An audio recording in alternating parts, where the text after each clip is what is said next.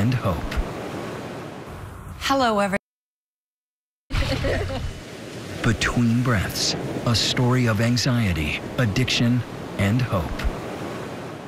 Hello, everyone. I'm Elizabeth Vargas, here behind the scenes of 2020, because tonight I want to take you behind the scenes of my life. I have said before that I am an alcoholic, but I've never told you the details of what it did to my life. So I'm telling my story tonight for one reason, hoping to reach some of the 30 million people battling alcoholism in America right now. Even though I had support, resources, understanding bosses, I couldn't stop. And then I found a way out. So this is my chance to say to all of you, keep going, because you're worth the fight, and so are the people you love. I asked a friend down the hall here at ABC, Diane Sawyer, to be the voice guiding us through my story and to ask me the questions you might have too.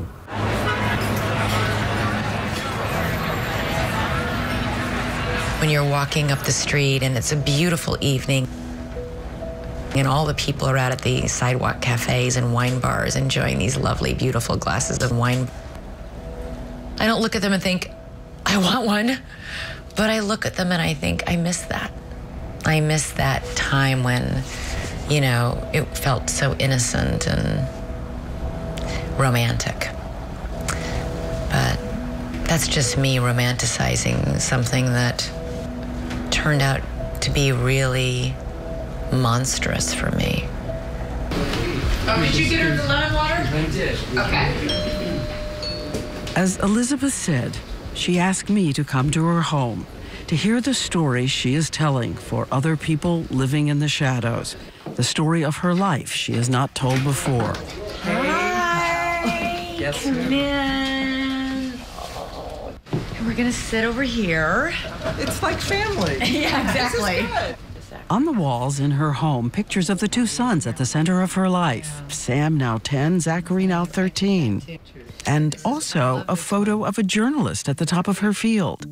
For decades, a network correspondent and anchor. Tonight we're taking you on. She was known for her strong reporting around the world. I'm Elizabeth Vargas in Baghdad, here in Perugia, Italy. Return here to Jerusalem. So you don't agree with that? Tough interviews and seeking out people whose stories have been forgotten.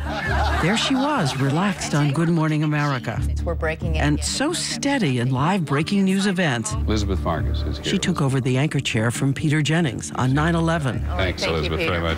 This is, as Peter just said, ABC News. So here we are, two TV news colleagues who work down the hall from each other, getting ready to go on camera. Only one of us was about to open the door on a secret life, the one that was pulling her into the darkest depths of the ocean.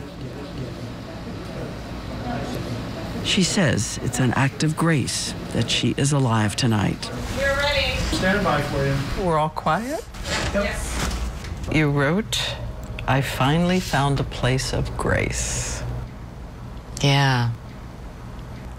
Every moment of happiness is like, thank God, this is so amazing. And I took it all for granted then. Back when she was drinking so much, she could not find an exit. There are days when you wake up and you feel so horrible that the only thing that will make you feel better is more alcohol. And that's when you're in the death spin, you know. That's when people die. How close did you come to dying? I, on one occasion, had what I know to be a lethal level of alcohol in my blood system. And even that didn't scare me into stopping. Can you believe it? Even that. And she says she was just one of the millions of Americans locked in a battle with alcohol tonight, even though from the outside she seemed to be living a golden life. But I mean, people can look at you and say, you're so lucky, really. I am lucky. I am lucky. Look what you have, look what you do for a living, look how you look at your life.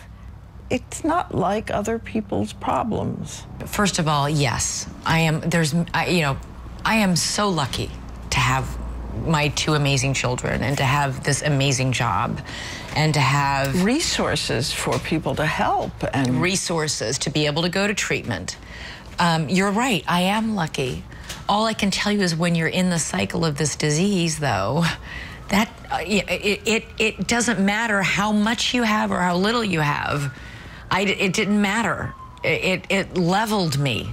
It knocked me flat on my butt.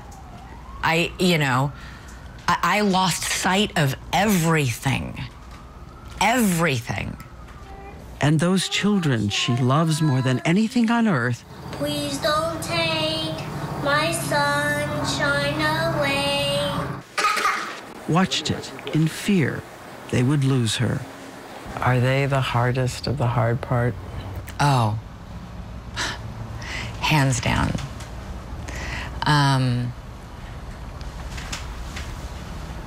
Yeah, that's,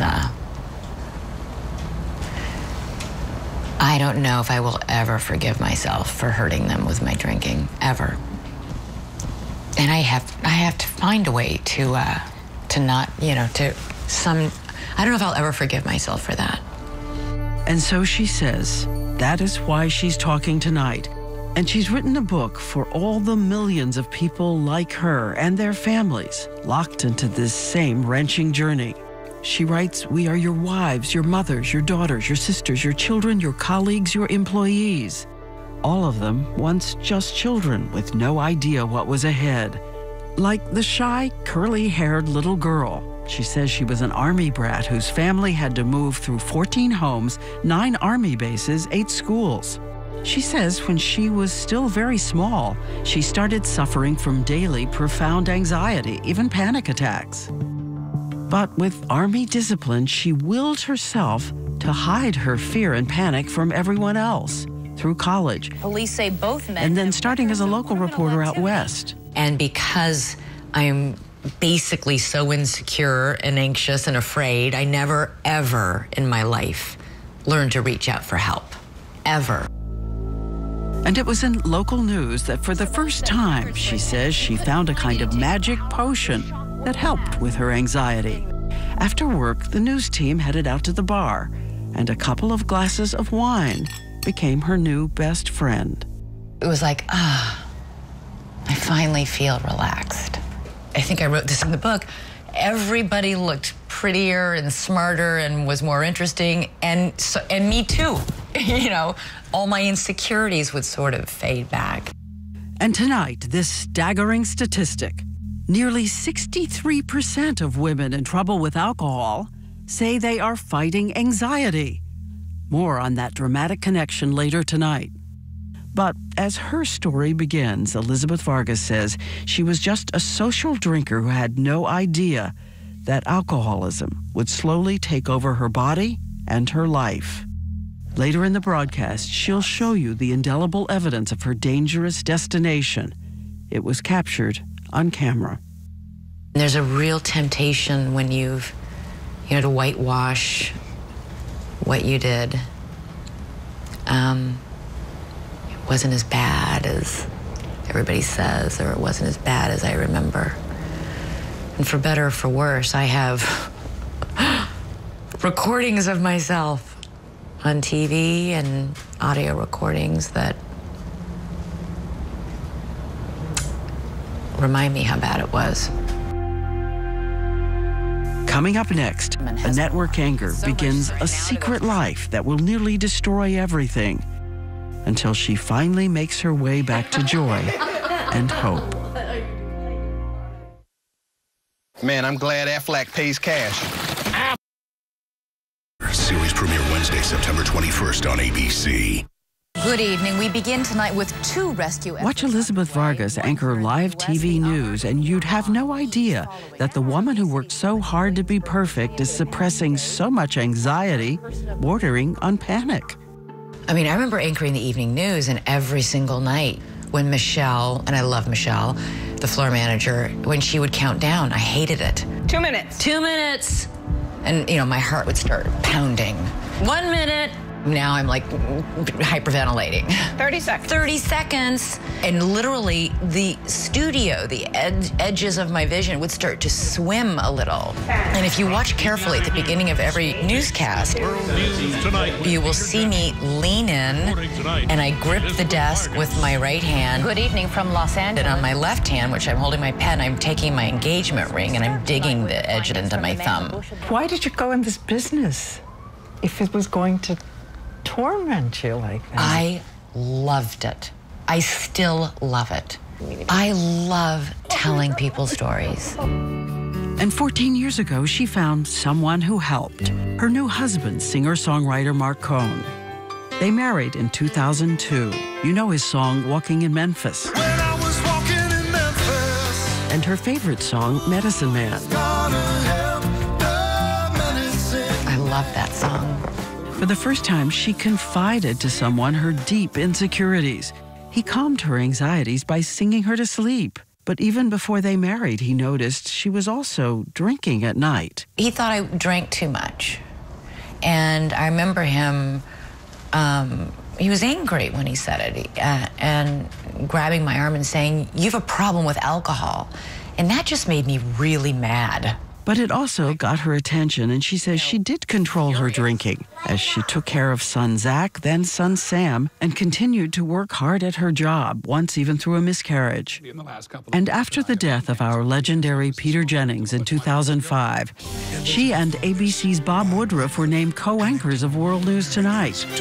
But 27 days after the broadcast began, Bob was almost killed by an IED explosion in Iraq. It was devastating to everybody who worked there, and I felt like I was in a hurricane of life. She says she tried to continue alone, carrying the mantle of the broadcast as solo anchor. But after a few months, This is my last broadcast as co-anchor of World. She was replaced by senior anchor Charlie Gibson. I was demoted. No sugarcoating it. That's what happened. She's written she understood why he was given the job, but because she had tried so hard, she felt like a failure. And add to that, over the years, the exhaustion of all the travel, trying to be a good mom, and the big financial responsibility. So she started to turn back to her old friend, white wine, as consolation. And this time, a red flag of problem drinking. She began keeping the amount a secret. I would stop on my way home from work, you know, and have a glass of wine or two at a bar, and then alone, feeling really pathetic. You know, I would actually pretend to talk to somebody on my cell phone. Oh, it's okay. Oh no, I'm just here waiting for you. No problem. Take your time. I'll be right here. You know, like this whole facade, and pop a couple Altoids and hope you didn't come in breathing white wine fumes when you greeted the kids. But as time goes by, her husband seems to be pulling away. Her glasses of wine at night are becoming entire bottles, and he knows. And it made all the real problems we needed to discuss and work through frivolous in comparison. You know, what do you want to talk about? Why don't you ask me about how my day is? Or why, you know, why aren't you support me more? Why are you drinking 2 bottles of Chardonnay every night? You know, I've just gone and changed the narrative in a pretty dramatic and destructive way. At the end of her glamorous day at work, she would head into the bathroom sink where she's hiding bottles of wine. Looking at myself in the mirror thinking, this is who I am. Sneaking into my own bathroom to gulp down, you know, from my toothpaste cup, you know, a half cup of wine so I can get through another hour feeling good. Soon another red flag, uncontrolled binges on vacation. Her sister Amy had no idea that Elizabeth had a problem with drinking until they took a holiday trip together with their kids, the summer of 2011. It was in the middle of the afternoon and she was drunk. And she told me that she drinks too much because she was so unhappy. Amy tries to intervene, but Elizabeth insists she can handle this on her own. She's not an alcoholic, she's just having a rough time. And after all, she is still flawless at work.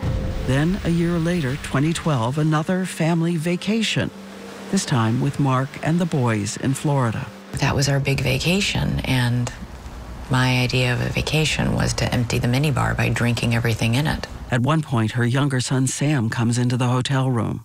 I was drinking and sleeping, and I do vividly remember, like, one afternoon, Sam standing by my head in the bed saying, "Mommy, when are you going to get up?" And I remember I could smell the sunscreen, and I could feel the heat from his little body, because he'd just come in from the beach. And, you know, I would die for my children, Diane. I wouldn't give a nanosecond's worth of thought to die for my children, to kill for my children, but I would die for my children. But I couldn't stop drinking for my children. Ahead, her first attempt to reach out for help, and the day she almost dies and a stranger saves her life. Virginia Tech, Tennessee, tomorrow. You passed out. If you were watching TV several years ago, you may have seen a journalist and a secret drinker doing a series of reports on alcoholism. I was struck by how many of these women said they kept their drinking a secret. Oh yeah, we're some sneaky bitches. I still remember my interview. "Oh, we alcoholics, we're sneaky bitches." You know, and I was like, oh my God. But she's right. That was an interview with Mary Carr, the brilliant professor and author, and Elizabeth says afterward she impulsively asked Carr to lunch. I was so nervous to even tell another alcoholic this. And I said, I think I might be an alcoholic. And she said, "I am so sorry. I'm so sorry you're going through this." Carr offers help. Elizabeth resists, though she says she never forgot the powerful kindness of Carr's words. Because so few people tell an we all look at the alcoholic with revulsion and like, get it together, for God's sake. Ugh, what is wrong with you? And that just makes you feel so horrible about yourself. It was only after that Florida vacation in 2012 that Elizabeth Vargas decided her drinking was enough of a problem. She would tell her bosses that she had a medical issue, but secretly she was making a visit to her first rehab facility, where the minimum stay is usually 30 days. I was so deluded and in denial that I convinced them to let me come for just 2 weeks. Crazy. Yeah, crazy. Denial's a big part of my story. Crazy. A few weeks after leaving, she starts drinking again. As she returns to work, this is the moment Elizabeth is about to cross another bridge toward the disease. In the past, she had always been able to keep a firewall between her private drinking and her professional life. The firewall will now begin to crumble. I looked at myself on that shoot and I looked horrible. She's always had hangovers, but they used to go away. But now, the chemistry of her body so changed by alcohol, it's created a cycle of demand. It's a bad, bad place to be. Your heart doesn't feel like it's beating, it feels like it's fluttering. And it's not even like your hands are shaky, your entire body is shaky. You're shaky inside. And the only thing that would stop it would be to drink some more. And as you watch what happens next, we have something important to point out. There are no scenes of Elizabeth Vargas ever drinking on live TV at ABC News. Her drinking creeps into her work when she is recording on video. I drank that day because I was shaky, it was horrible. It was an interview with a famous singer. Remember, for 30 years, Elizabeth Vargas had always been so crisp and in control on camera. Suddenly, she's not. Your parents are very, very religious. Yes. And you are very open. Do you see how much I'm struggling to speak? The editors had to take out a lot of her questions so that the piece could even go on the air. After this interview, for the first time, word spread inside ABC that something had been wrong with Elizabeth on a shoot. But she says she'd taken the red eye and wasn't feeling well, and in a few days she's back on the air, functioning in top form. She's an extraordinary young woman. And since she deliberately kept her drinking a secret from her colleagues, the producers didn't guess what it really was. A month goes by, everything is fine. Then another interview, scheduled on video. It's for a story that never aired. I woke up that morning and I was feeling horrible, that shaky, horrible, fluttery heart. And horrible. And I was on my way to the shoot, and I remember we were going down Columbus Avenue, and I saw a liquor store. She has the car stop. She buys wine. She drinks some of the bottle before she starts taping. She looks shaky, but conducts the interview. Then, after the cameras stop rolling, she says she slipped into a nearby room and secretly drank again. And what happens next will be the moment that forces her to confess addiction to her bosses at ABC. She gets in a car to be driven home, fastens her seatbelt, and that, she says, is the last thing she remembers. An award-winning network anchor is in a total blackout. What's the next thing? Waking up in the emergency room. I don't know where I went. I don't know what I did. I don't know what I drank. I drank enough to have a lethal blood alcohol level. What was it? 0.4. 0.4 is the blood alcohol level that doctors say killed singer Amy Winehouse. At least 2,300 Americans die each year from exactly this kind of alcohol poisoning. The central nervous system can shut down. Your heart can stop. So what was it that saved her? We know that she was seen wandering near a park, this park, Riverside in New York. Late afternoon, still daylight. You don't know how you got to Riverside Park? Nope. And she says, according to her husband, the stranger, a woman, was driving by and saw the unsteady person in high heels and work clothes. A woman saw me, said, would you like a ride home, I guess? I don't know. I told her my address. I was able to tell her my address. So a complete stranger sees you. She said she saw some men nearby that she didn't like the look of, who might have been at that point probably seeing me as a vulnerable person. And she brought me back here. And at that point, I was apparently unconscious. Unconscious in the lobby of her apartment building. Maybe somebody seeing this will help you finish the portrait of that. Yeah, you know, part of me is almost afraid somebody will. You know, it's like, it can be very difficult to confront. Her husband, Mark, races down and calls 911. The woman who had brought her there leaves a card with her phone number. Later, Elizabeth calls, but the call is not returned. So all she knows is that out there somewhere tonight is an anonymous stranger who had the kindness to stop and save a life. And she stopped. And she stopped. God bless her. And coming up, the day her secret life comes crashing down. And the answer to questions so many families are asking. How did I drink normally for decades and then all of a sudden it fell off the cliff? In a world that needs a hero, the occasion. In 2012, after that terrifying lost afternoon, that blackout, Elizabeth Vargas finally calls her boss at ABC to tell him she needs to seek treatment for addiction. I was too embarrassed to tell him that it was just alcohol because I thought it was so unfeminine. Unfeminine? Like, to be a drunk is just like, you know, even now I have a hard time saying that word. So I told him alcohol and Ambien. With the support of ABC, she goes back to that rehab facility for a full month.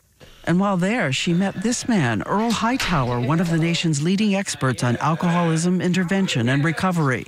He says instantly he saw she'd made a career of hiding her fears and resisting help, and she wasn't ready to face the truth. I just thought, this is the kind of woman that really, nobody is going to get this woman sober. There's no way we're going to sit down and go, look, here's the deal, and she's going to go, oh, okay. Really? He tried to wake her up, warning she's an alcoholic and cannot drink safely. God, you had me, like, nailed. But back then, she was sure it was impossible she was an alcoholic since she had no immediate family history. She didn't know, as we said, heavy drinking alone can lead you into a cycle of the full disease. This is Dr. Deirdre Roche of the National Institutes of Health. She's program director at the institute that studies alcoholism. Elizabeth asks her how the heavy use of alcohol actually alters the chemistry in your cells and the structure of your brain. Heavy drinking over time hijacks certain processes in the brain, the physiology of the brain, so that it begins to crave alcohol just to feel normal. Just to feel normal. No longer drinking for the enjoyment of it, just to feel okay. If you check our website, you'll find a link to the 11 questions that help you gauge if you have a problem with alcohol. Only half the risk comes from any family history. I wrestle with, was I born an alcoholic? Did I become an alcoholic? When did I become an alcoholic? What's an alcoholic versus a problem drinker? I can answer all those. It doesn't matter if you were born an alcoholic or if you became one. You are one. And something else tonight, that growing body of evidence about the link between alcoholism and anxiety, especially among women, is causing some experts to broaden their approach to treatment and recovery. How many here also have anxiety? Very bad. All of us. Oh, my God. This is the Karen Treatment Center in Pennsylvania, and for 2 hours, a group of strangers find so much in common in their lives. Stigma around addiction. Isolation was a huge thing. Hiding, lying, sneaking. The cycle. On average, an addict will relapse 3 to 4 times before they get sober, and alcoholics who have anxiety are at twice the risk of relapse. What's in there's coming out, and if you don't work on it and get on it and get straight with it, it's going to come out sideways. It's going to come out in relapse. Which is what happened back in 2012 after Elizabeth's first full month of rehab. It only took me like 6 months, 7 months later before I was back to looking myself in that bathroom mirror wondering, how did I get here? You just want to shake her and say, why are you doing this to yourself? Elizabeth heads off to rehab again. Then afterwards, a few days home before she has to return. And this time, it's her brother Chris who flies in from his home in California to take her. I walked into her apartment, and she was completely out of it. It had been 7:30 in the morning, a couple empty wine bottles beside her bed. And I remember wanting to tell her, you can walk into a room, and you can light up that room, but don't show up drunk. By now, it is early 2014, and after the latest rehab, she's about to be hit with a double blow. First, the secret she has kept so long explodes around her. Press reports force her to do an interview. She sits down with our colleague George Stephanopoulos, but says she's terrified, not ready. You're an alcoholic. I am. I am an alcoholic. Then, just a few days after that interview, her husband Mark says their marriage is over. There's a lyric in that song, Medicine Man, which he wrote long before they met. But it says, he can't save her from herself. Who's going to help the medicine man? He can't save her from herself no more.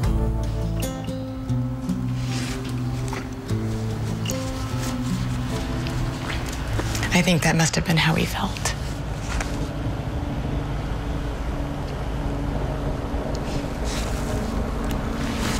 Because he couldn't save me.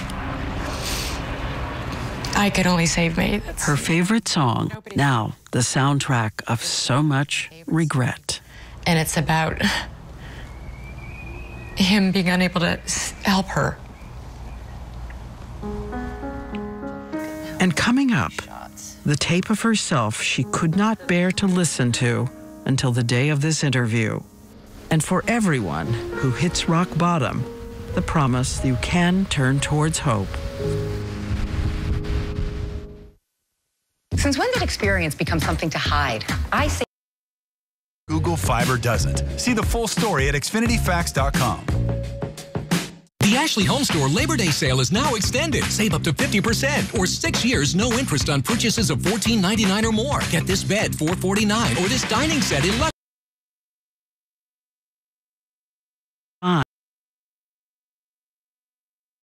Just what you need to help keep you going. New Oikos yogurt drink. Be unstoppably you. Never. No. I don't own a car here. But let me just say something. No. Because I didn't physically endanger my children doesn't mean I didn't devastate them or put them in danger emotionally or psychologically. Like that last time in 2014. She's back to work. Her husband, Mark, is now filing for divorce. So she decides to take a vacation, renting a house on the beach in California and taking someone with her to help with the children full time. It all seems so glamorous and privileged, unless you know the unraveling inside. It's her youngest son's birthday. You were going to make a coconut cake, Sam's favorite. I had that whole vacation planned, and it was his birthday, and I bought him a little iPad mini and wrapped it all up in shiny gold paper, and I don't think I gave anywhere near the thought I needed to give to how hard that would be for me alone, and I drank. I drank again. And I ruined it. Starting with wine, she says, and then the only thing left in the house, a bottle of tequila. Then she gets word that the office needs to record her voice for a report to air the next day. So early the next morning, an ABC crew arrives at her rented vacation house to tape her. It's 8 a.m. I'm drunk. I remember that day sitting there and I could read the words and I couldn't make my mouth work to say the words. The tape was unusable. Again, it was made more than 2 years ago. I listened to it for the first time today. And? It's really hard. The woman we all thought of as never stumbling, even on live TV. And we're interrupting regular programming to bring you some breaking news can be heard on audio tape, slurring. While Howard struggled with the show,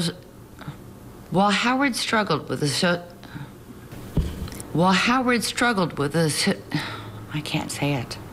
She's unable to master simple words. Tourette syndrome. I hear the struggle. I hear the alcohol. I literally felt sick to my stomach, but I'm glad I listened to it. Why? Because I never want to be there again. She was drinking so much her children, her boys, were terrified with worry that she might die and pleaded with her to stop. 3,000 miles away, her bosses at ABC are alerted urgently that Elizabeth is drinking again. She's coherent enough to call her sister and say, "I'm in trouble." And it was the first time that she called and said, "I need help." And I'll never forget that.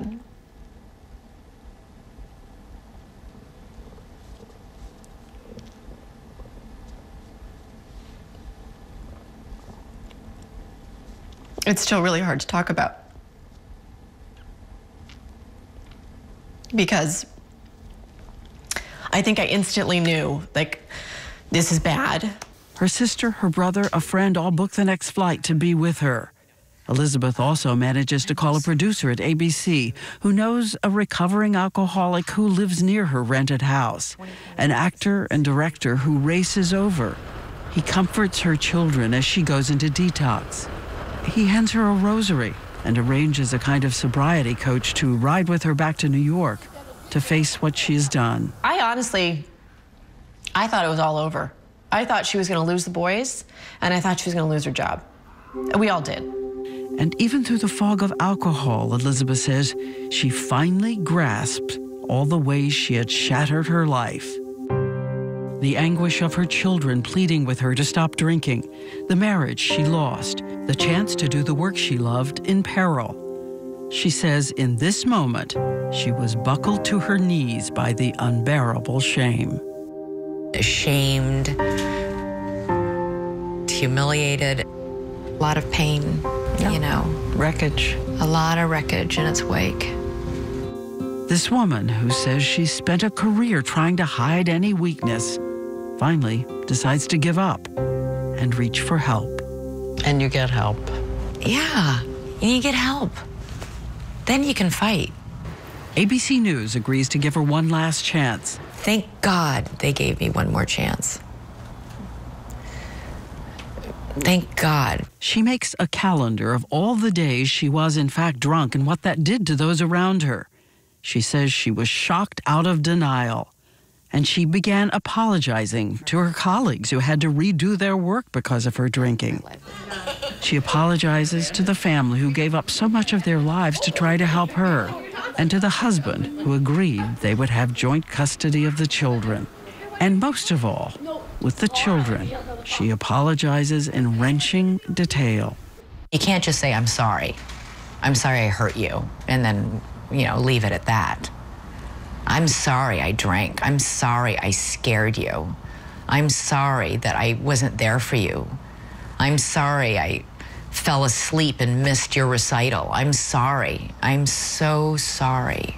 And she says it's her promise to them to spend every day of her new life trying to be the mother she always wanted to be. What is it you most want your children to say?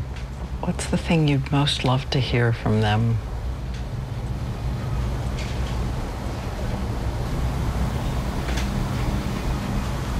That my mom fought for us and fought for herself. That she stared into the abyss and pulled herself back out. That's what I would like them to say. Tonight, Mark Cohn has issued a statement and will post it online.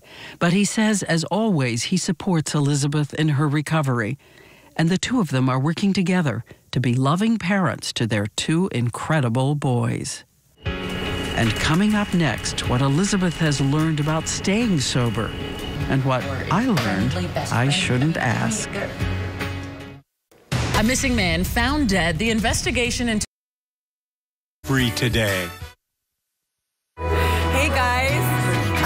Tonight, as you know, Elizabeth Vargas is back in command. How many people live here? Back with the people and stories she loves. Hi, Tim. I'm Elizabeth. The breaking news reports. And now, the personal story she hopes will help someone else. It has been more than 2 years since she pulled herself back from that abyss. You say people are going to say, this book is too soon. Oh, I'm sure. You haven't been sober long enough for this book. Could they be right? Absolutely, sure. But when's the right time? There's no guarantee that I can stay sober for 2 years, 5 years, 10 years, 15 years. The truth of the matter is every single alcoholic only has today. None of us knows what will happen tomorrow.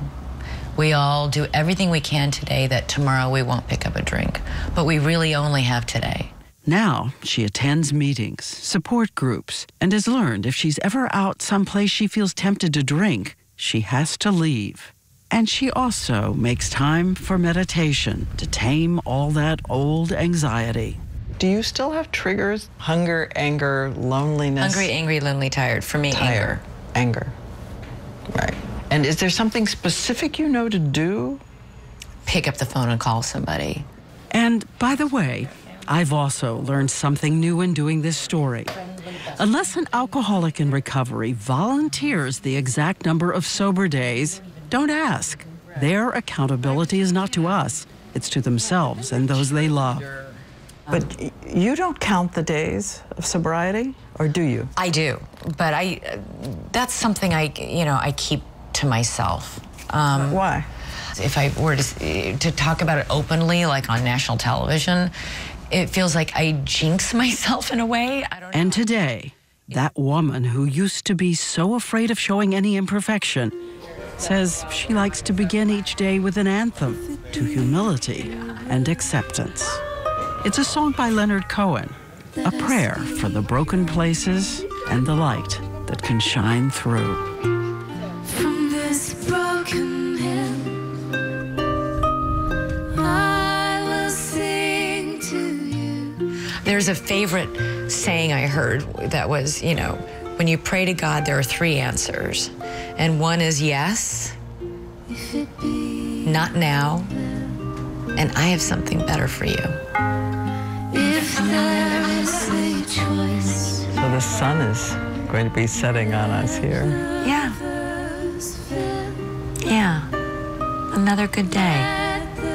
And you know what? At the end of the day, when I'm in bed, it's another thank you, God, for this day.